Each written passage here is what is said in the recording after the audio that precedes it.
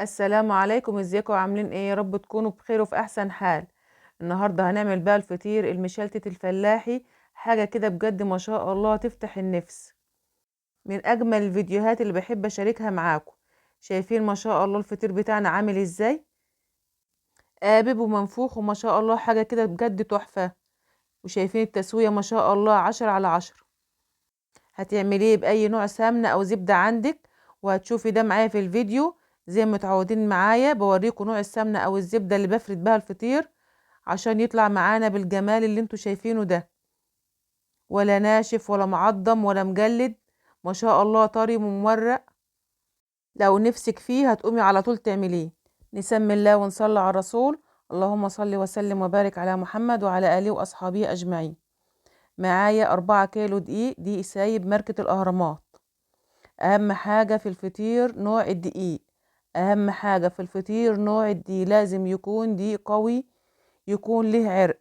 لو عملت باي نوع دقيق وانت مش عارفاه نوعه عامل ايه كويس ولا لا، مش هينجح معاك الفطير، هيبقى معضم ومجلد.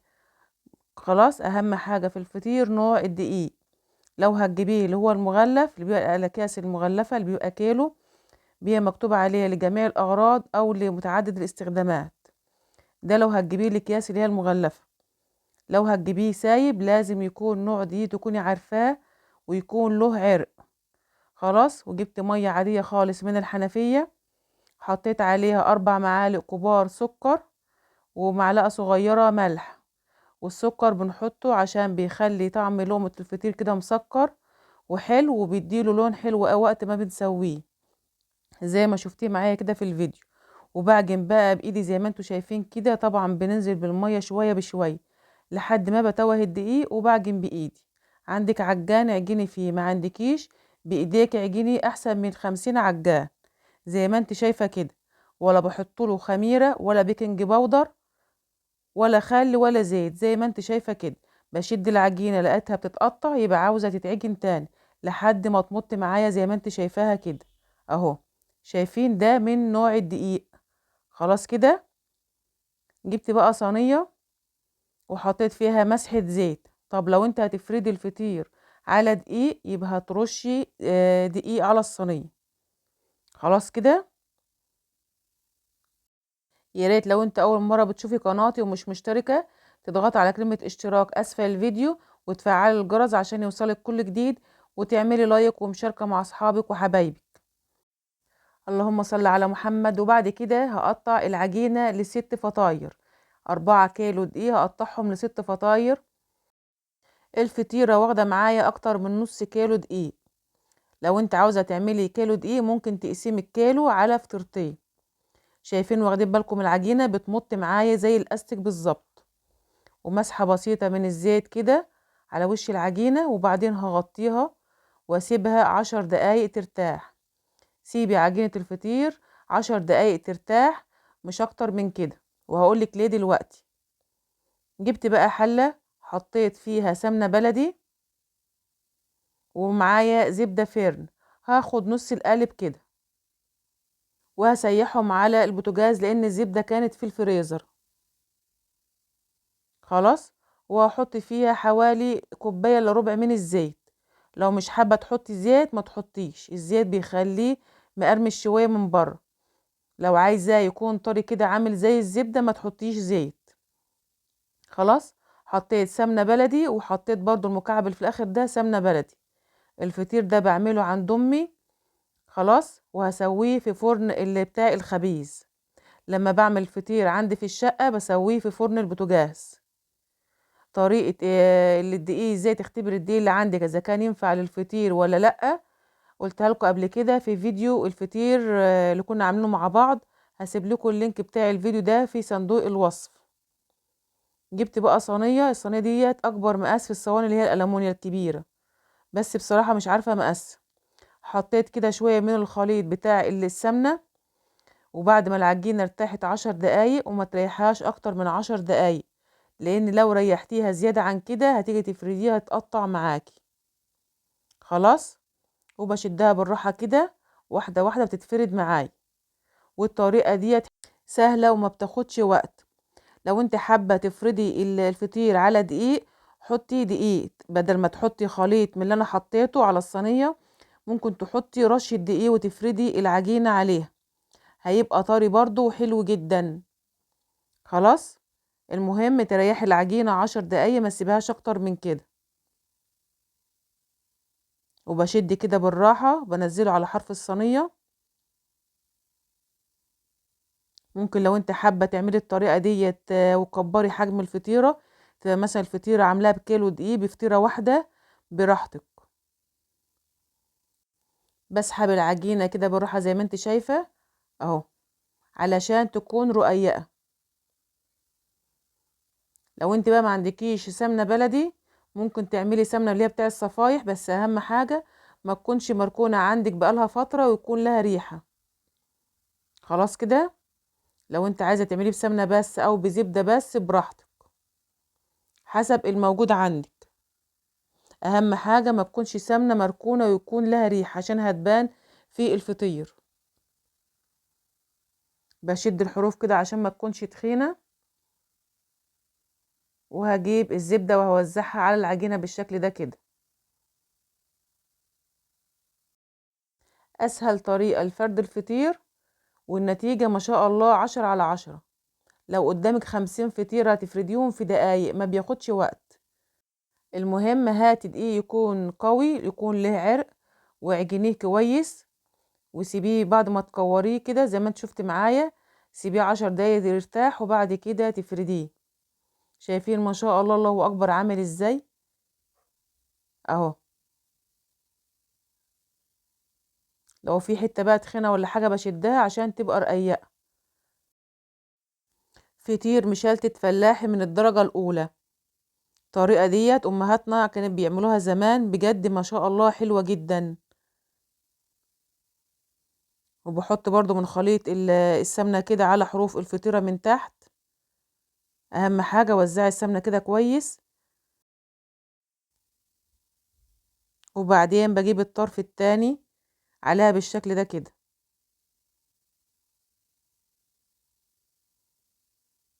وبسويها عشان لو في طرف تخين ولا حاجة بفردها. ومسحة بسيطة كده من الزبدة.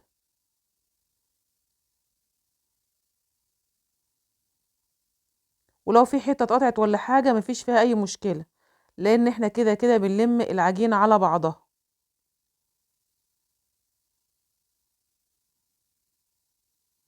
وبتنيها كده على شكل مربع. واخدين بالكم بقى كل الطبقات والتانيات اللي عملناها في الفطيرة ديت بتعمل توريقة حلوة قوي في قلب الفطيرة.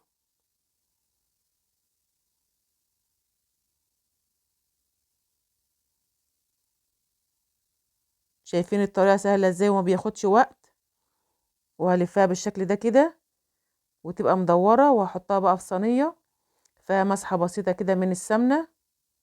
وبعدين هغطيها وهسيبها بقى ترتاح على ما اخلص بقية العجينة اللي معايا. المهم غطيها علشان وشها ما ينشفش. وبحط شوية كده من الخليط اللي عملناه، وبحط على العجينة بتتفرد على طول اهي. شايفين يدوبك بس كده بمشي ايديا على العجينة بتتفرد معايا، لان عجنين الفطير حلو ومريحينه. بس زي ما قلتلك ما تريحوش وقت كبير علشان الجو حر والعجينة ما تسيحش منك. هو 10 دقايق بس، وقومي على طول افردي الفطير علشان ما يتقطعش منك. وبشد العجينة بالراحة كده.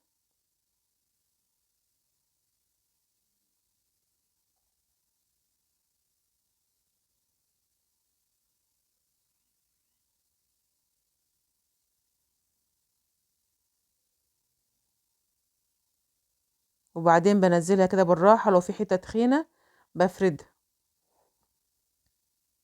وزي ما قلتلك لو في حتة اتقطعت ولا حاجة مفيش فيها مشكلة.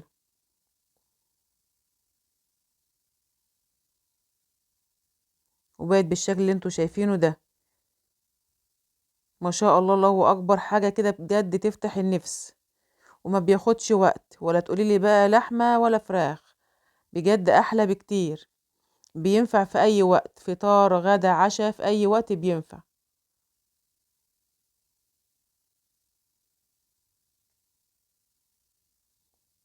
وهفرد بقى كل العجينة بالشكل ده كده زي ما انتوا شفتوا معايا.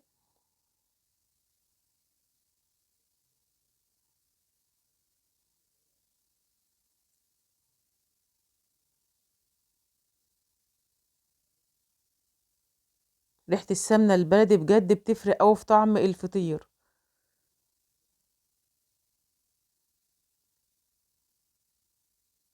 هوزع كده السمنة على العجينة برضو وحرف العجينة من تحت اهو. وبعدين هتني الطرف التاني على اللي كنت في تانياه الاول.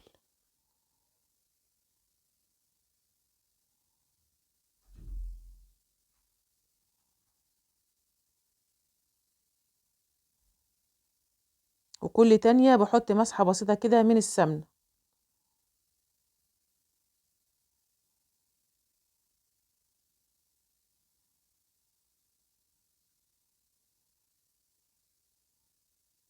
هوزع عليها السمنة وبعدين بقى هتنيها على هيئة مربع كده.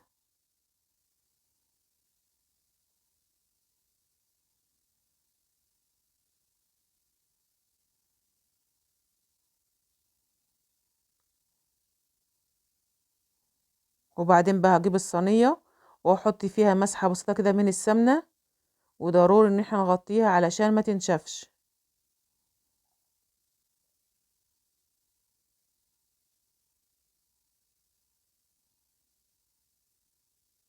هفرد بقى كل الفطير بنفس الطريقة وما بياخدش وقت خالص. يعني ما شاء الله عاملين 4 كيلو دقيق، 6 فطاير حجمهم كبير، ما بياخدوش وقت خالص. ادام عجنتي العجينة كويس وريحتيها بتتفرد معاكي على طول.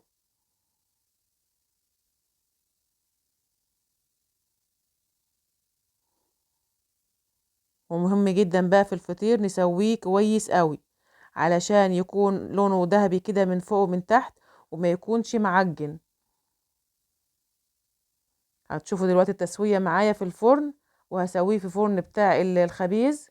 وهقولك برضو لو انت عايزة تسويه في فرن البوتاجاز هقولك تسويه ازاي. شايفين بقى التوريقة اللي فيه؟ بنفرده رقيق جدا، ما يكونش فرد الفطير تكون تخينة، تكون رقيقة. يعني وانت فرداه على الصينية شديه كده وخليه رقيق على قد ما تقدري.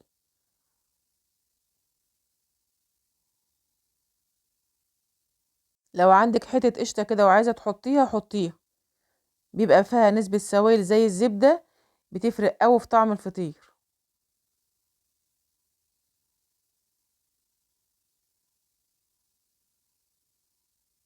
هجيب صينية واحطها، وضروري اغطيها علشان ما تنشفش، وهسيبها ترتاح. نيجي بقى للتسوية. خلاص ما شاء الله خلصت الفرد ال6 فطاير، ما خدوش مني وقت. شايفين العجينة ادام ارتاحت بتفرد ازاي. الصينية حاطة فيها مسحة كده بسيطة من الزبدة، فردتها في الصينية كلها كده، واحط عليها من الوش كده مسحة من الزبدة. عايزة تحطي حتة قشطة على الوش حطي، عايزة تحطي حتة سمنة بلدي حطي، عايزة تحطي بيضة اللي انت عاوزاه عايزة تحطيه على وش الفطيرة حطيه. الفرن ده مقاسه كبير فهحط صينيتين مع بعض. اهم حاجة نولع الفرن قبل ما ندخل العجينة. نولع الفرن نسخنه الاول كده قبل ما ندخل الصواني فيه، ضروري ان احنا نسخنه الاول. واخدين بالكم من الولعة، انا مولعة معلية من فوق ومعلية من تحت. لما بلاقي وشه من فوق كده خد لون دهبي كده حلو، بروح مهدية الوش من فوق وبخلي الولعة عالية من تحت اهو. شايفين ما شاء الله، شايفين قابب وعامل ازاي، خد لون احمر كده من فوق وكان لسه ابيض من تحت. هديت النار عليه من فوق على ما ياخد لون ذهبي كده من تحت. هوريهولكوا دلوقتي. لو هتسويه في فرن البوتاجاز بتعلي البوتاجاز على اعلى درجة حرارة، وتحطيه في الرف اللي في النص. لما بتلاقيه خد لون دهبي كده حلو من تحت، بنكون طبعا مولعين الشواية خلاص، عشان ياخد لون دهبي كده حلو من تحت ومن فوق. اهم حاجة في الفطير تكون درجة الحرارة تكون عالية، عشان ما ياخدش وقت كتير في الفرن وينشف منه. واخدين بالكم انا كنت مهدية الولعة من فوق، علشان زي ما قلتلك كان لسه ما استواش من تحت. اهو في الاول بكون معليه عليه كده عشان وشه يحمر. بحط الصينيتين مع بعض كده عشان ينجز معايا في الوقت. لو انت عندك الفرن بتاعك صغير حطي واحدة بواحدة.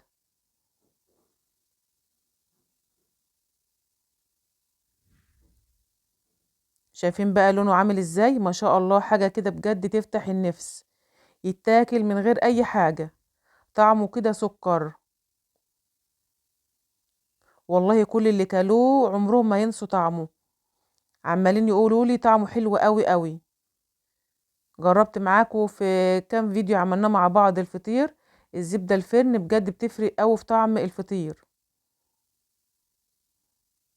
عايزة بقى تعمليه بزبدة فرن وتحط معاها سمنة بلدي او اي سمنة من الصفائح اللي عندك زي ما انت عاوزة. اهم حاجة ما يكونش السمنة كلها ريحة زي ما قلتلك. ما شاء الله، الله اكبر، حاجة كده بجد تحفة. والتسوية ما شاء الله 10/10. شايفين عامل من تحت ازاي؟ طري ومورق، ومش معجن ولا ناشف ولا مجلد، بجد حلو جدا. ودول كان اخر صينيتين معايا، اخر فطيرتين طلعتهم. يعني كل صينيتين خدت مني حوالي ربع ساعة التسوية، ما بياخدش وقت. شايفين 6 فطاير ما شاء الله ما خدوش منا وقت، والنتيجة زي ما انتوا شايفينها كده، حاجة اللهم بارك تفتح النفس بجد. هوريهولكوا اهو دلوقتي اهو. شايفين التورية والطبقات اللي فيه؟ يا رب يكون الفيديو عجبكم، واسيبكم في رعاية الله.